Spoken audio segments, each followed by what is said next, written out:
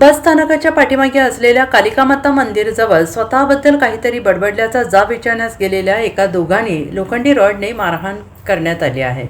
सदरची घटना ही रविवारी रात्री 10:30 वाजण्याच्या सुमारास घडली। मारहाणीत शैलेश भोसले हे गंभीर जखमी झाले आणि या प्रकरणी मीनाक्षी शैलेश भोसले वय वर्ष 43 राहणार पत्रकार नगर सांगली यांनी सांगली शहर पोलिसात फिर्याद दिली आहे। त्यांच्या फिर्यादीवरून पोलिसांनी मारहाण करणाऱ्या संशयित अरविंद पाटील आणि पवन पाटील या दोघांविरोधात गुन्हा दाखल केला आहे आणि याबाबत अधिक माहिती अशी की फिर्यादी मीनाक्षी भोसले आपल्या कुटुंबियांसह शहरातील पत्रकार नगर परिसरात राहतात। मीनाक्षी यांचे पती शैलेश हे रविवारी रात्री 10:30 वाजण्याच्या सुमारास त्यांचे मित्र शाहिद यांच्या समवेत दुचाकीवरून घरी निघाले होते। बस स्थानक परिसराच्या पाठीमागे असणाऱ्या कालिका माता मंदिरानजीक ते आले असता संशयित अरविंद पाटील आणि पवन पाटील हे दोघे तेथे थांबले होते आणि यावेळी शैलेश यांना पाहून दोघेजण काहीतरी बोलले।